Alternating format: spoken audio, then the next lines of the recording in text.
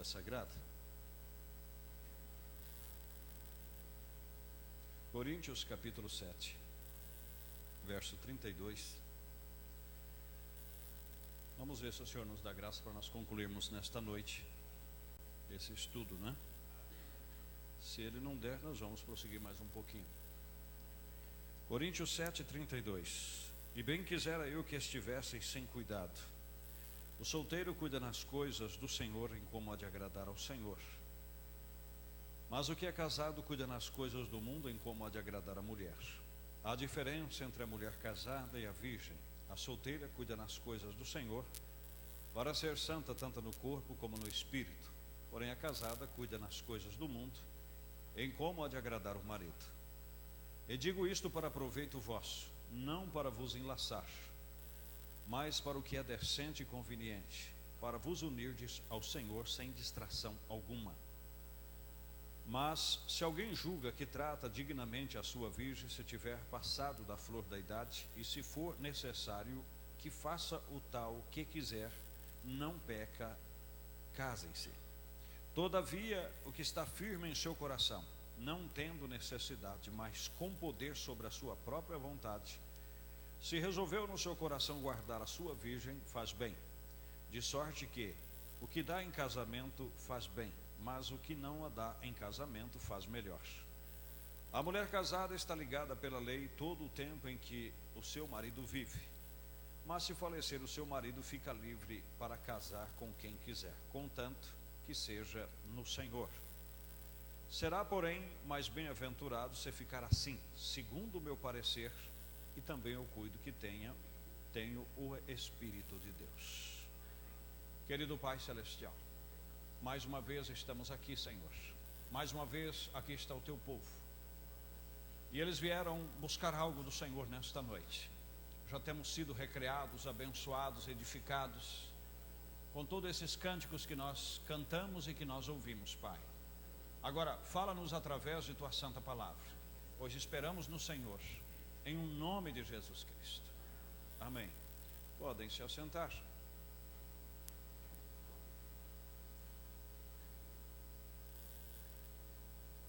Graças a Deus.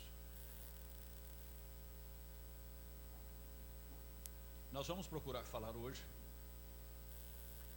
dentro desses dois desenhos para ver se nós conseguimos concluir. Lembrando do que nós encerramos no domingo passado, que os pais devem observar a natureza dos filhos e o que os acompanha desde pequeno, principalmente aquela questão que nós falamos de intromissão, né? Filho que intromete, às vezes numa questão pessoal do outro, às vezes de amigos, e os pais têm que ajudá-lo a se libertar e a se livrar disso enquanto há tempo, para que não sofra mais quando tiver já maduro, porque muitos depois não conseguem mais se livrar disso. Ele se envolve facilmente em qualquer questão que aparece. E como nós vimos aqui no livro de Eclesiastes, ou foi no livro de Provérbios, que há mais esperança num tolo do que num precipitado. Então vamos buscar graça de Deus para que isso não venha acontecer com nenhum ente querido nosso, né? E uma coisa muito importante, igreja, que nós temos que aprender é que uma boa parte da nossa conduta, ética de vida, maneiras, costumes, isso vem da nossa educação quando ainda somos pequenos. A conversão, ela ameniza, mas não tira totalmente. Nós só seremos libertos completamente de hábitos, maus costumes, quando nós formos revestidos da imortalidade. Aí isso cessará de uma vez. Nós já temos estudado e entrado nisso em outras ocasiões, e não quero tomar muito tempo falando disto agora nesse respeito. Mas vocês lembram que nós vimos aqui pelas Escrituras que Pedro, mesmo depois de ter sido cheio do Espírito Santo, ele ainda foi tentado a cometer a mesma fraqueza que ele cometeu antes da conversão. O mesmo apóstolo São Paulo que escreveu que não convém a um servo de Deus contender, em Atos capítulo 15, a Bíblia diz que ele contendeu e teve uma grande discussão com aqueles que vieram ensinando que os irmãos deveriam circuncidar-se. Teve uma grande contenda com eles e decidiu que ele e Barnabé subisse a Jerusalém. Então, não espere você que o Espírito Santo, quando ele vir na sua alma, na forma do novo nascimento, vai fazer de você uma super mulher, vai fazer de você um super homem. Ele vai mudar a sua natureza. E esse Espírito que está em você, juntamente com a mortificação dos seus membros que está na carne, através da oração, através de alimentá-lo com a palavra de Deus, isto vai te dar força para vencer as lutas, as dificuldades que virão. E se você for vencido em alguma, esse Espírito Santo te impelirá a você se levantar e se pôr de pé novamente. Então, isto é o que o Espírito Santo faz, tá bom, meus queridos? Mas às vezes alguma pessoa pensa que diz, ó, o profeta diz, alguns têm até o Espírito Santo e ficam orando para receber o Espírito Santo. E outros não têm o Espírito Santo e acham que têm o Espírito Santo, porque já de natureza, por Deus, ele já nasceu com a natureza branda, com a natureza calma, com a natureza pacífica. E aí muitas pessoas dizem, eu queria ser que nem aquele irmão é cheio do Espírito Santo. Mas não é, às vezes não. Às vezes ele já nasceu, ele já herdou aquela natureza. Aquilo foi uma graça que Deus concedeu a ele. Agora outros, como nós respondemos no rádio, já é agitado, já é nervoso por natureza. Agora, o Espírito Santo vai amenizar, vai ajudar a dar controle sobre isto, mas não vai tirar completamente. Estão compreendendo? Eu espero que vocês tenham entendido. Então essa fase é muito importante. Como eu citei no domingo passado, até uma irmã buscou auxílio com um profissional, relato de profissionais, e eu até fiquei surpreendido que a nossa juventude vai até os 29 anos de idade, segundo a psiquiatria, né? ou os psicólogos. Vai dos 12 aos 29 anos de idade. Até lá, até os 29 você ainda é jovem, pode ficar sossegado, tá bom? Segundo o que eles dizem, né? O que eles ensinam. E a adolescência, né, vai dos 12 anos até os 21 anos. Até os 21 anos você ainda é um adolescente. Não é bom? É bom. Então, se você pensa que já é de maior de idade porque atingiu 20 anos, você ainda é um adolescente ainda na visão de profissionais que estudam o comportamento humano. Mas o mais importante é que muitos moços do passado, ainda moços, já tinham conseguido ser adulto espiritual. E esta é a parte principal, né, que nós estamos querendo atingir. Mas temos que falar dessa parte natural, porque afinal de contas nós estamos entre famílias, e onde filhos estão sendo criados, onde outros vão ter os primeiros filhos, e é muito importante o aprendizado, porque é isto que nos vai dar graça para conviver no meio da sociedade, como também comportar bem na casa de Deus, e estas pessoas vão ser bem-aventuradas enquanto viverem com aquela educação, porque isso é bíblico. Ensina o menino no caminho que se deve andar, que mesmo depois de grande, ele não vai se desviar dele, correto? Então isto fica, não é? Eu creio que é dos 7 anos até mais ou menos 10 anos, ou de 5 a 10 anos, que aí a parte psíquica dele capta tudo, ou seja, é como uma placa-mãe, não é, que recebe, eu não sei como é que se chamaria hoje, se ainda é isso, é dessa forma, né? Os que mexem com informática, se ainda é esse negócio de placa-mãe, é o que recebe, é o que carrega ali, e aquilo vai repercutir por todo o resto da sua vida. E aí, às vezes, você vê pessoas com certos tilique, com certos costumes, que por mais que ele se esforça, quando ele menos espera, ele fez inconscientemente, né? E aí você tem que entender a pessoa, a maneira da pessoa, e ver se aquela pessoa só agiu assim com você, ou se ele age com todo mundo, para que você não o interprete mal. Estão compreendendo? E vou citar alguns exemplos. Tem pessoa que ele é rápido para deduzir, e às vezes ele te chateia, e você fala assim, aquele irmão não vai comigo, aquele irmão não, parece que ele não em outras palavras, nas palavras comuns que o pessoal usa aí fora, não foi com a minha cara. Mas aí você observa se é só com você, ou se com outras pessoas é assim também. Estão me entendendo? Nós temos uma irmã, uma preciosa irmã, que tudo que ela fala, ela te dá um tapa. Você já riu, você conhece, né? Então, se a pessoa fala assim, mas o que é isso? Como é que pode um negócio desse, né? Então, tudo que ela fala e que ela, às vezes ela se empolga, ela te dá um tapa, né? Aí você fala, mas por que ela fez isso, né? Mas se você for observar, ela faz assim com o outro que ela conversou, faz com o outro, faz com o outro. Então, é um tique. Amém? É algo que já está na pessoa, é natural dela. E você tem que entender. Estão compreendendo? Agora não vamos entrar em teimosia, não vamos entrar nessas outras coisas, porque a conversa vai ficar comprida. Mas tem pessoa que é teimoso. Ele fica ali e é algo que ele não suporta. E se ele não temar, ele não tá certo para ele. E se ele guardar aquele sentimento, ele não vai ficar bem. Então ele tem que pôr para fora, ele tem que temar, ele tem que questionar, ele tem que expor, né? E se ele não fazer aquilo, não está bem. Então tudo isso é nesse tempo aqui. Estão compreendendo? E é nisso aí que você tem que tirar, tem que ajudar. Porque a pessoa não tem culpa de vir no mundo com aquela natureza forte, com essa expressão forte. E aí é onde os pais e as mães têm que ter paciência e estudar a maneira de cada filho, né? Como já explicamos, filho homem não trate com muito. Até enquanto é pequenininho aí, 2 anos, tudo bem. Chame ele de não sei o que e não sei o que e deixe ele bem à vontade. Mas ele começou a crescer um pouquinho, trate ele mais firme. Compreenderam? Trate ele mais firme. Por quê? Porque se você continuar tratando delicadamente, um espírito pode rodeá-lo. E aí a coisa não pode ficar boa. Compreenderam? Porque, como diz o ditado aí, o homem foi dado uma natureza mais rústica, mais forte. E ele tem que ter uma personalidade forte. Então não pode ficar com esses enhenhen, não pode ficar maciando muito o homem, não. O homem tem que ser tratado com mais. Agora a mulher, fique à vontade. A mulher é o contrário, né? Mesmo depois de mocinha e tudo, denga ela, não denga assim no bom sentido. Trate ela corretamente, com palavras brandas, com palavra amorosa e não sei o quê, porque ela, por natureza, ela deve ser meiga, para que depois não cresça aquela coisa esquisita, né? Porque aí fica difícil. Eu espero que todos estejam entendendo, né?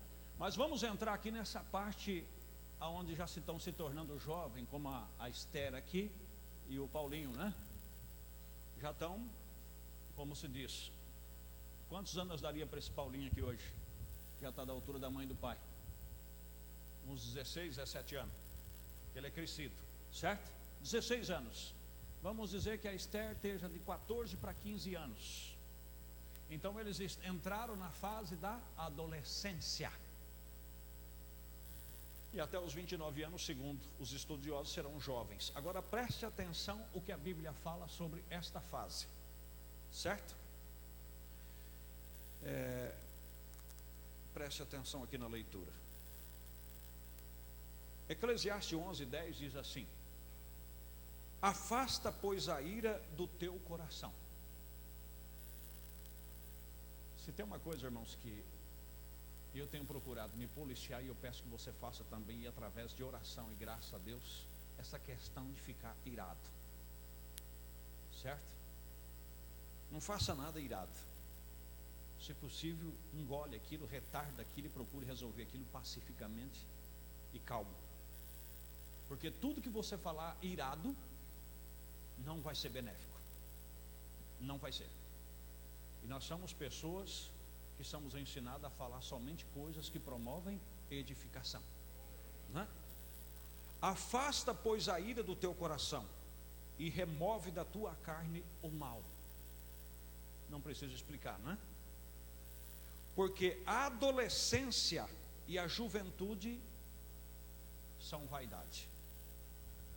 Então, uma coisa que uma moça, um moço, um adolescente e uma adolescente, eles têm que ser suficientemente humilde para reconhecer que é uma época unicamente de vaidade, de vaidade, de vaidade. Porque não vou generalizar, tem pessoas que é diferenciado, mas olha, um rapaz quando está mais ou menos nessa idade, um pouco mais ou um pouco menos, Ele se preocupa demais com estética, ele se preocupa demais consigo próprio, ele se preocupa com o cabelo, ele se preocupa, se ele não tiver de uma maneira que chama atenção, não está bom. Estão compreendendo? E a moça também da mesma forma. Então isso tudo é vaidade. E aí é onde você tem que se policiar e ter suficiente humildade para receber conselhos e correções. O que não é fácil, mas é necessário. Se são pais cristãos e mães cristãs que são centralizados, que são corretos de acordo com a palavra, a Bíblia chega a dizer assim que você deve pendurar lá na ombreira da porta todos os mandamentos e as ordens do seu pai. Deixa lá, quando você vai dormir, escreve um cartaz com tudo que ele te recomenda, e você toda noite antes de dormir dá uma observada, dá uma relida ali, se você quiser ser bem sucedido. Correto? Agora preste atenção, se essa etapa é uma época de vaidade, agora voltando um pouquinho aqui, nós falamos sobre a influência da escola. Eu disse aqui, depois lendo a matéria que a irmã passou para mim, os psicólogos também defendem essa mesma teoria, que uma criança, enquanto ela está na casa dos pais, que ela não for ainda para a escola, ela vê o mundo. Vocês lembram que eu citei isso aqui? Depois que ela passa a ir na escola e conviver com amigos, os rapazinhos, os meninos, meninas, então quando eles chegam lá e começam a conversar e ter amigos, amigas, etc., nós já explicamos como é que funciona amigo de escola, eles conseguem ver um outro mundo. Me desculpa a expressão, seria como Adão e Eva, que só via inocência no jardim do Éden.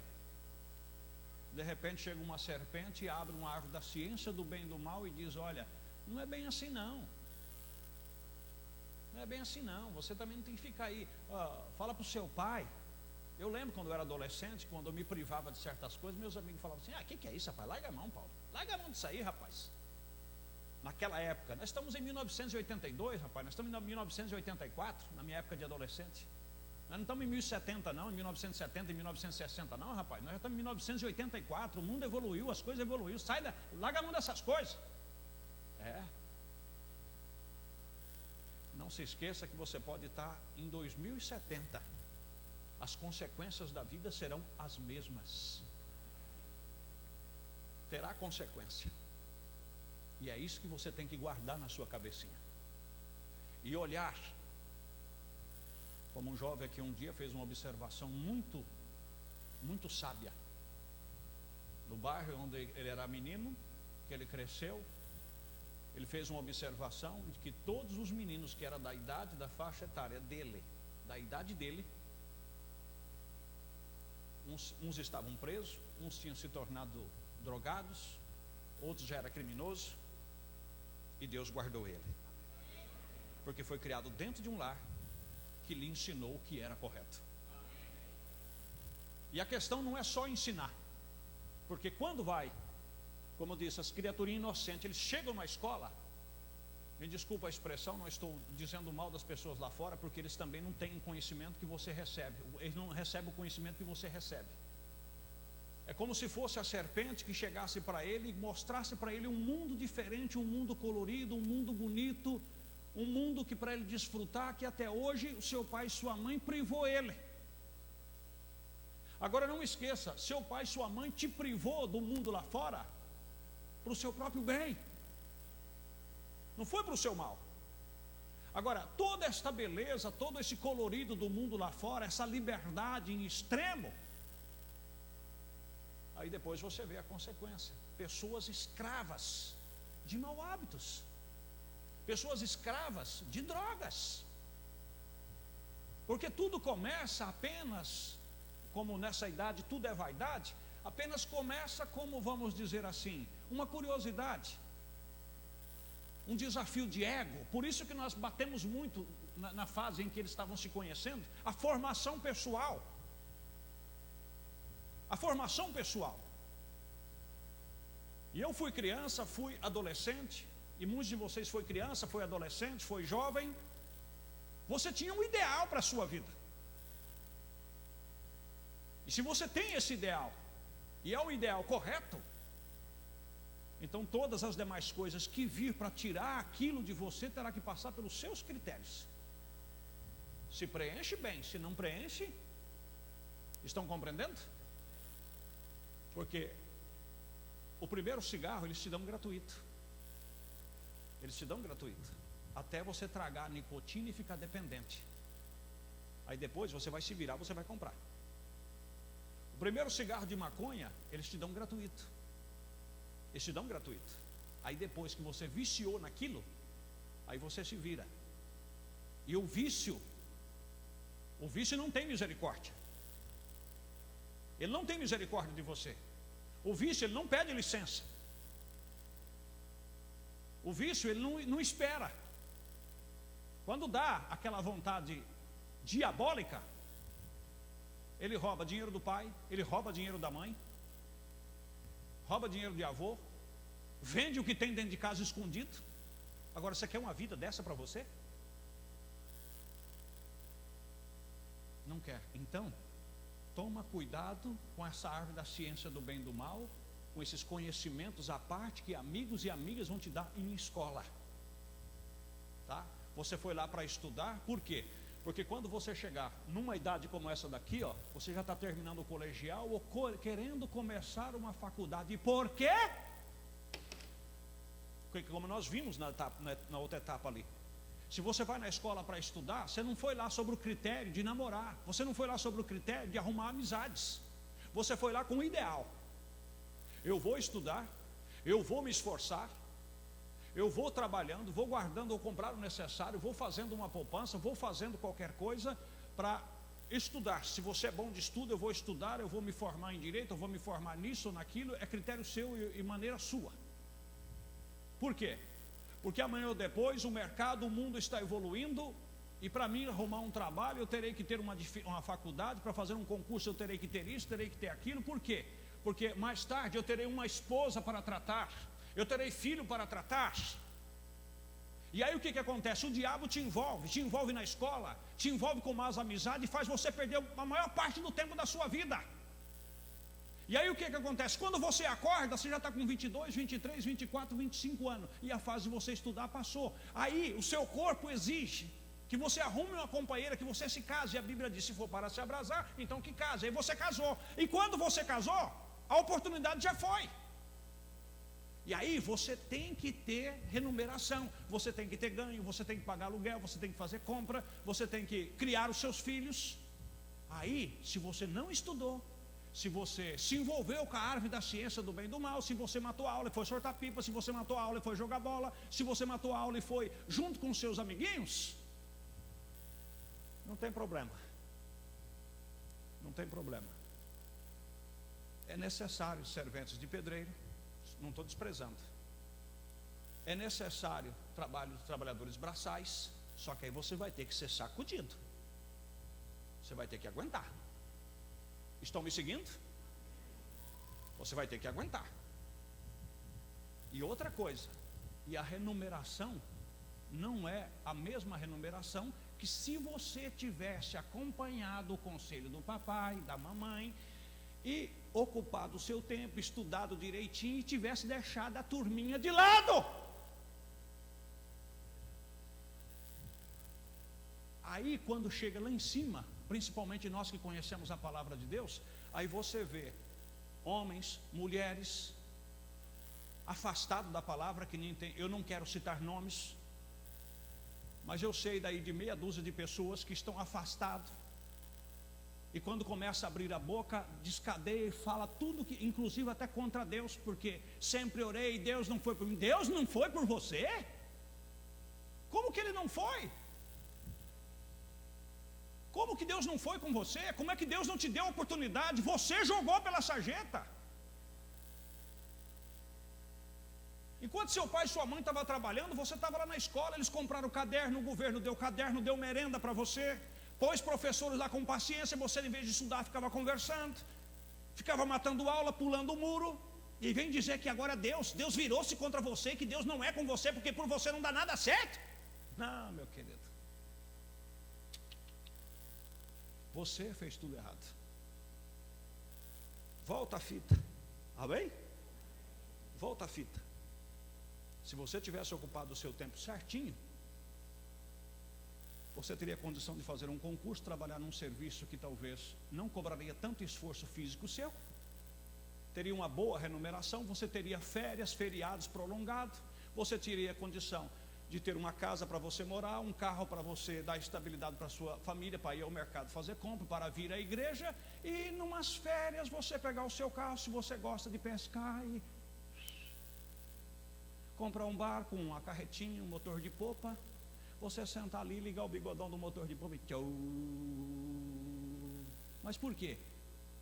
Você tem um trabalho digno, você ganha razoável, você não é rico, mas você está qualificado dentro da Bíblia, que não me dá a riqueza nem a pobreza. Estamos compreendendo? Você tem condição de tirar esses dias de folga, porque não vai fazer falta. Você tem o direito, a sua esposa, de tirar um tempo também de folga. Tem o direito de ensinar os seus filhos e dar um bom estudo para os seus. Mas por quê? Porque você, nesse tempo aqui, seguiu os conselhos de pai e mãe. Obedeceu a pai e mãe, porque o pai e a mãe, se vem aqui e ouve a palavra, quer que vocês criam-se dentro da palavra. Agora, o que acontece? Quando está nessa idade aqui, aí chega lá na escola, se enturma com outra turminha. E até parece que é aquela turminha que te dá arroz, que te dá feijão, que te dá estabilidade, que te dá o teto. Você não ouve mais ninguém, você não ouve pai, você não ouve mãe, você não ouve nem o professor, é só a turminha. E aí fica aquela patotinha, né? Você sabe, dá risadinha, faz o bandinho lá fora, fica até com uma ganguezinha, quem pôr a cara com a ganguezinha de capanha da gangue de lá. Meu irmão, onde é que você está se metendo? Hã? As irmãzinhas, que já tem uma formação, que tem um ensinamento, com 10 anos, com 12 anos, com mensaginha para molecão de boné, com carçãozão mostrando as orbas lá.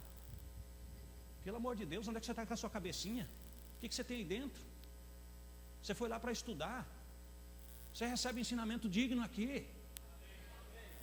Então para com essas tonterias, você não foi lá para isso, e não está indo lá para isso. Como disse, não seja um antipático, um antissocial, mas cumprimenta todo mundo, tem amizade entre aspas com todo mundo, fala com todo mundo, mas não deixa ninguém invadir o seu mundo. É eu, você e Jesus.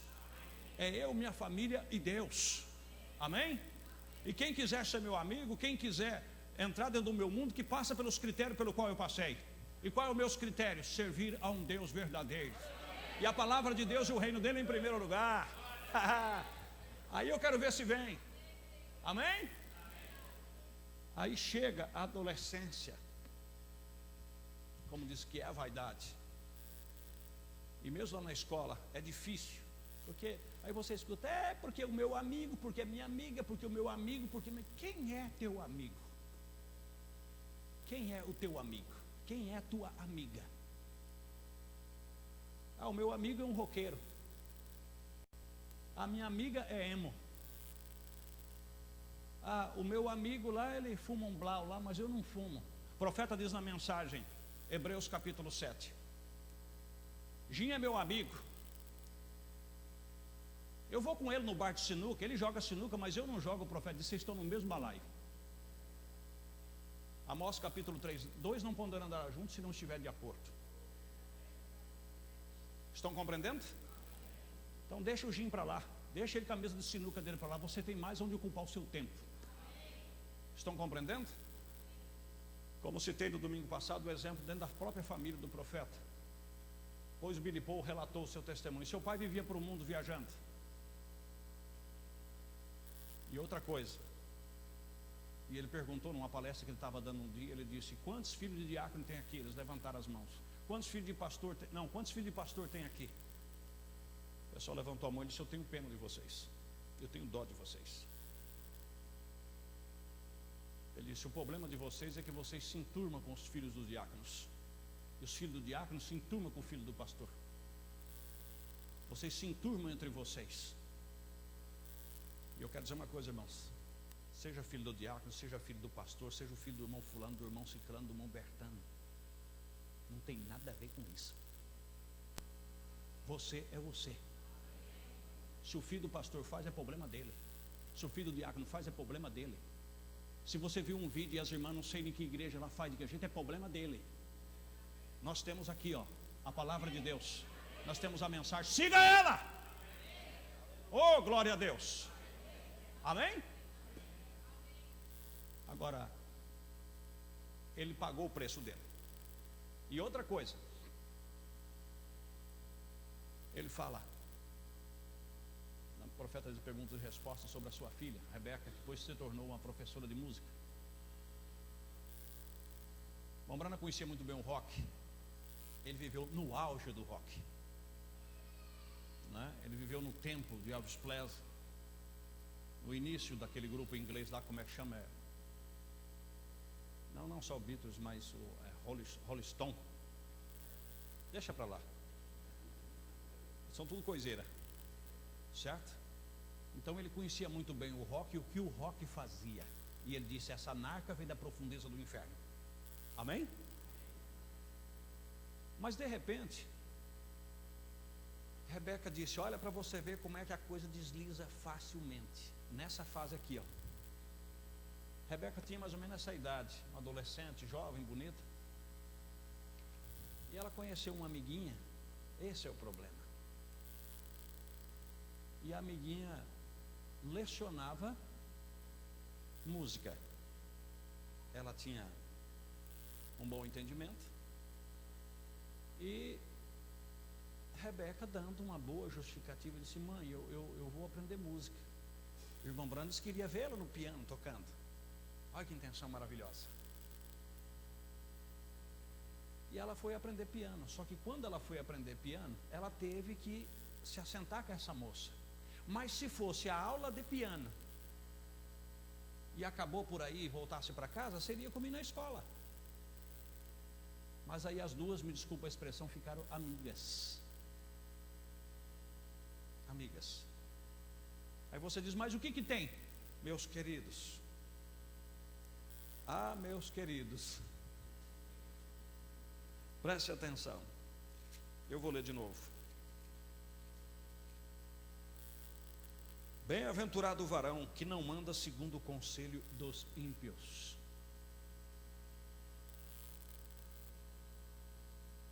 O problema são os conselhos que acompanham a amizade. Nem se detém no caminho de pecadores.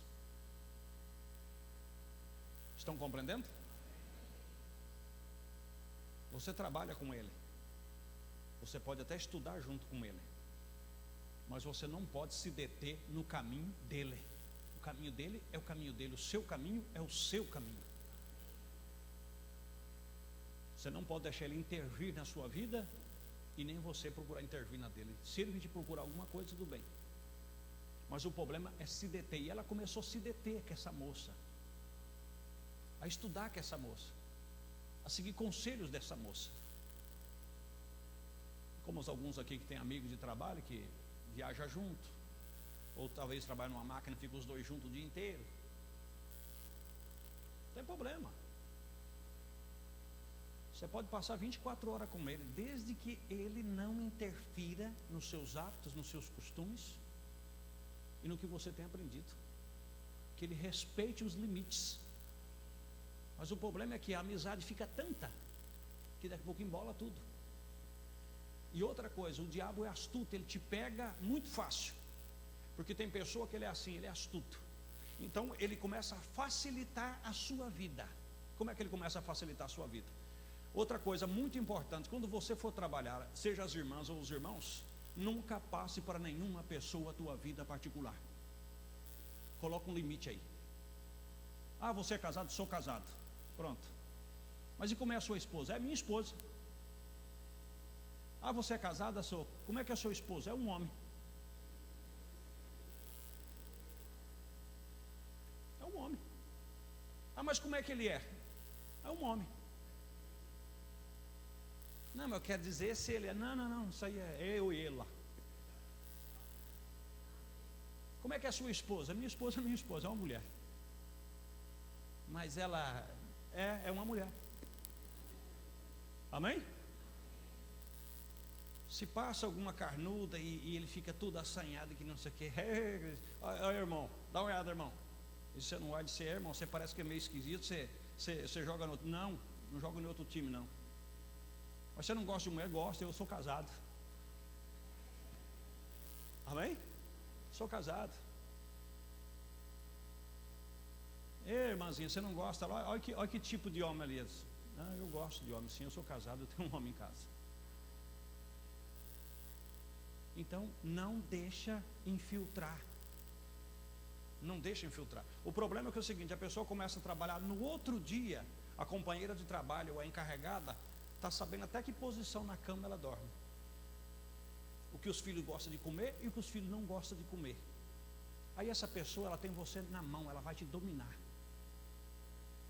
Estão compreendendo? E aí começa a facilitar com favores. Se você precisa de um dinheiro, ele tem um dinheiro e já te empresta, já se comprometeu. Você não tem que falar para ele se você precisa de dinheiro ou não precisa de dinheiro. Você está ali para trabalhar e ganhar o seu ganha-pão. Ele não é o teu auxiliar.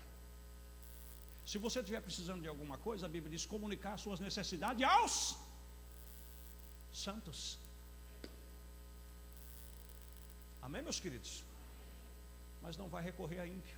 Aí empresta dinheiro para ele, ou ele empresta para ele, ficam comprometidos. Comprometidos. E aí a coisa começa. Aí tem o aniversário do filhinho dele, porque começam a conversar, porque tem um filho de 2 anos, e esse filho é uma gracinha, ele anda assim, ele fala desse jeito. Rapaz, não envolve sua família. Aí você diz, pastor, mas isso aí também é... Não, meu querido, me acompanha. Me acompanha.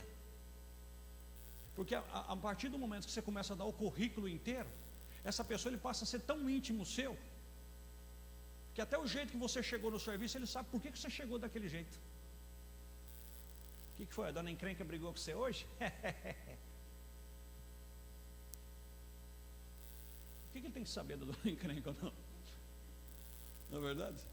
Tem na dona encrenca, é minha esposa, o meu esposo. Amém, meus queridos?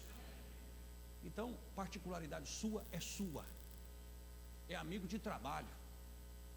É amigo de compartilhar ferramenta, é amigo de compartilhar conhecimento de trabalho. Família é família. Oh, louvado seja Deus. E acabou o problema. Aí você se envolve com ele, fica aquela amizade. Não, porque o meu amigo lá, porque o meu amigo tem isso, porque o meu amigo faz isso, porque o meu amigo faz aquilo, o meu amigo faz isso. Aí tem um negócio. Aí tem o aniversário da filha dele. Ele disse, olha, você é meu amigo. Olha a conversa. Porque ele já te fisgou, ele já sabe tudo sobre você. E quem compartilha é quem tem afinidade. Você expôs a sua vida para ele. Então ele se dá no direito de exigir de você. Olha, eu tenho o aniversário da minha filha lá e olha, eu vou dizer uma coisa para você. Você não pode faltar. Você não vai fazer isso comigo. E faz aquele drama. Aí você se sente na obrigação. Aí vai o cordeirinho. Certo? Aí você chega lá, tem até umas músicas esquisitas, você fica lá meio chateadão, você vai lá composto, bem vestido. E aí como é que faz? O dia que seu filho fazer aniversário, você vai fazer um bolinho, você convida os irmãos e vai ter que convidar o camarada também. Porque você já se comprometeu, porque ele também te convidou. Só que você foi lá do seu jeito, ele não exigiu de que maneira você fosse. Agora quando ele for no seu também, ele vai do jeito dele. Ele vai da maneira dele. E o que você vai falar para ele? É seu amigão, conhece até suas intimidades familiares. O que você vai falar do seu amigão? Oh, meus amigos. Oh, meus irmãos em Cristo Jesus. Vocês estão compreendendo? Então, coloque limite. Limite.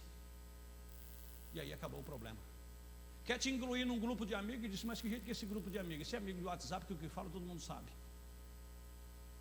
Me incluíram num grupo aí de pastor que eu não estou aguentando. Agora, se não é capaz de aguentar num grupo de pastor, imagine um grupo de trabalho. Deve falar asneira e piada o dia inteiro. Agora, a Bíblia diz assim, não se detém no caminho de pecadores. Se você se deter no caminho deles, você está fisgado. Porque o profeta diz, quando você vai à escola, jovens, muitos jovens aqui que poderiam já ter sido batizados, porque você ouve a palavra, você conhece da palavra e diz, se você não é Porque quando você começou a ir na escola, você apanhou um espírito de uma turma que tem lá. Aquele espírito te apanhou, aquele espírito te cativou. E aí você perdeu. Ele te amarrou, porque a Bíblia diz que a vontade nossa fica presa por laço. E aí você, parece que você está livre, mas se for espiritualmente falando, você está com as duas mãos amarradas para trás, você está com os pés juntados no outro, você não tem atitude, você não tem como tomar uma atitude. Quando você pensa em dar um passo, ele te trava. A sua vontade está amarrada, porque você conheceu o outro mundo lá fora, e esses espíritos se apossou de você. E aí você perde o ânimo de vir na igreja, você começa a ver um outro mundo. Quando você pensa na igreja, você pensa em tudo que você poderia desfrutar. Ah, mas se eu for na igreja, eu não quero. Aí ainda arruma aquela desculpa, eu não quero fazer um compromisso, porque depois vai que eu não dá conta. Por que você não dá conta? Todo mundo dá, porque você não dá? Porque você está comprometida. Deus tenha misericórdia. E aí ela começou a tocar com essa mocinha e apanhou esse espírito do rock. E aí ela está lá treinando no piano dentro de casa, e a pouco é um rock lá dentro. Mas o que é isso? Falou com ela, ficou nervosa, foi para o quarto, porque dá aquele chilique, né? Porque o espírito que apanhou e os conselhos dos ímpios, meu Deus, não pode nada, nada nessa casa pode. Claro que pode, pode louvar a Deus, pode falar coisas boas, pode ouvir bons hinos, pode orar, pode falar. Por que não pode? Também é que não pode nada. Claro que pode, só não pode asneira. Amém? Mas aí já dá aquele histerismo. Sai pisando duro. E o profeta disse: olha, acabou. Você não vai mais sair com essa moça. E ela bateu o pé e disse: eu quero ver quem vai me segurar. O profeta pegou até a cinta para dar-lhe uma surra. Mas o anjo disse: não vai adiantar. Porque a questão agora não é carne mais de sangue, agora é espírito. Estão compreendendo? Agora é espírito. Ele disse: ó, põe ela nas minhas mãos. Porque se ela tivesse cancerosa em cima de uma cama, o que você poderia fazer por ela, a não ser orar para que eu curasse ela? Então, o mesmo problema que ela está agora, você pode fazer o que você quiser fazer, não vai resolver nada. Então põe ela nas minhas mãos. E ele pôs. Convenceu, gastou 1 hora com a senhora Meda para convencer ela, disse que tinha que pôr na mão de Deus, e a irmã Meda querendo executar. É minha filha, eu tenho o direito. Sim, a tua filha é minha também, mas Deus disse: põe nas minhas mãos, vamos pôr. E foi a salvação dela. Amém? Quando orou e pôs nas mãos de Deus. E da mesma forma, meus queridos, você que tem adolescente e você que é adolescente, não brinca com essas coisas não. Estão entendendo? Porque esse espírito se aposta de você e você não vê ninguém mais certo na sua casa, só você está certo. E se alguém te proíbe ou te inibe, você não consegue ver o seu pai como você via antes. É como nós dissemos outro dia, é fácil você perceber quando alguma coisa te assaltou. É fácil. Você está aqui na igreja, você ama estar aqui? Bom é estar nesse lugar, diz a Bíblia. Você sente a presença de Deus, você fica à vontade. Mas quando você sai, e se você se detém no caminho de algumas pessoas que não deveria, você apanha uma outra unção, aí você já não consegue ver esse lugar mais como você via antes. Você pode ter certeza, alguma coisa te pegou. E aí você tem que voltar a fita e ver aonde foi que isso aconteceu. Certo? Se você é uma jovem que ama a sua mãe, ama o seu pai, é obediente, reclama, porque é normal, é natural, todo mundo reclama. Um jovem ama a sua mãe, aquele jovem carinhoso que abraça a mãe, que beija a mãe, conversa com a mãe, brinca com o pai, às vezes até de lutinha, que não tem nada de errado, e brinca, e dão risada, e conversa e tudo mais. Se você se enturmou com alguém, ou com alguma companhia, que você chega em casa e você já começa a encontrar barreira a respeito da sua mãe e barreira acerca do seu pai, algo entrou aí. Estão entendendo? Alguma coisa entrou aí que criou uma muralha. E aí você tem que voltar a fita e ver: olha, tal dia eu estava normal, E a partir de tal dia é que eu comecei a estranhar, que eu comecei a não ver eles como eu via mais. O que houve? Não esqueça, se hoje eu estou olhando este copo, estão me seguindo? O que é um copo? Um copo porte médio, quase cheio d'água. Então eu estou olhando e eu estou vendo esse copo, como todo mundo, vocês estão vendo, um copo médio quase cheio de água. Se eu tomar qualquer remédio que traz um transtorno visual, aí eu vou olhar que já não vejo mais um copo, eu vejo ele achatado como se fosse uma... Então o que aconteceu? Algo veio no meu organismo e mudou a minha visão. E a Bíblia diz, Paulo escrevendo aos Tessalonicenses, que o Deus desse século cegou o entendimento das pessoas. Então, se você vê o seu pai como um homem justo, você vê sua mãe uma mulher justa, você vê o seu pastor como um homem de Deus, você vê os irmãos como irmão em Cristo Jesus, e alguma coisa você se enredou com alguém, você escutou alguém, porque você se enreda com palavras, com coisas que você escuta e com o espírito que você se apanha. 2 Tessalonicenses capítulo 2. Não vos perturbeis, quer por espírito, quer por palavra, ou quer por escrito, como de nós mesmos. Estão seguindo? Talvez você não foi a canto nenhum, você não saiu da sua casa, mas você leu algo na internet ali que trouxe para você uma visão diferente da coisa. E aí quando você termina de ler aquela matéria, ou de escutar aquela matéria, e você se encabula com aquilo, e você olha para o seu pai, já não vê o mesmo pai, já não vê a mesma mãe, já não vê os seus irmãos do mesmo jeito que via, já não vê a igreja da mesma maneira que via, já não vê o pastor da mesma maneira que via. Parece que todo mundo, aí você começa a ver defeito em todo mundo, você vê erro em todo mundo, e só você está certo. Opa, é hora de fazer uma parada. E um exame visual, não do seu olho, mas do seu entendimento. Alguma coisa está tentando te cegar, para que você não veja o que tem que ser visto corretamente. Estão compreendendo, meus queridos? Então essa fase aqui é muito delicada. É muito delicada. E você precisa ser muito humilde para seguir conselhos, orientações, e saber que você não está preparado como você pensa para encarar a situação aí fora. Não está. Porque eu não estava. E nenhum adolescente está. Você tem que andar sob orientação, sobre conselhos e sobre cuidados. Seja humilde e aceite isso, e Deus vai te abençoar.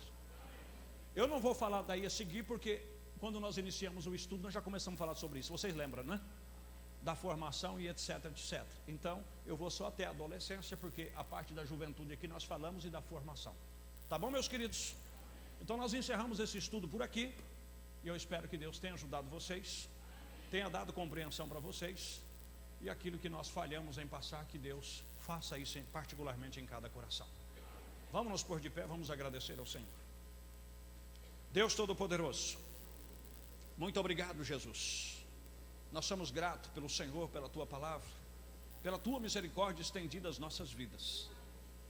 Nos ajuda, Senhor, nos orienta, Senhor. Nós temos esta juventude crescendo, esses adolescentes, e nós sabemos o mundo que está aí fora esperando por eles, mas que eles sejam maduros, que eles sejam capacitados, fortes, para superar, meu Deus, tudo quanto é barreira, e cumprir a definição que eles têm em suas vidas, Pai. Se existir um amanhã, eles precisarão de um trabalho, eles precisarão de estabilidade, eles precisarão, como diz a Tua palavra, para viver uma vida quieta e sossegada. Não aquelas pessoas que a cada dia está pensando de um jeito, agindo de um jeito, e um dia está na capital de São Paulo procurando um trabalho, trabalha 3 meses lá, depois vai para Minas, de Minas vai para o Japão, do Japão vai para Portugal, do Portugal vai para a Itália. Meu Deus, não tem estabilidade, porque não criou primeiramente um suporte para as suas vidas quando tiveram oportunidade, ou não tiveram oportunidade. Mas eles hoje têm, Senhor. Então deixa eles ter uma vida quieta e sossegada. Aquieta os nossos jovens, aquieta os nossos adolescentes, aquieta as nossas crianças, e que eles pensem firmemente nisto, Pai. Entregamos cada um deles em Tuas mãos, e pedimos a Tua bênção, em o nome de Jesus Cristo. Amém. Deus abençoe, pode se assentar.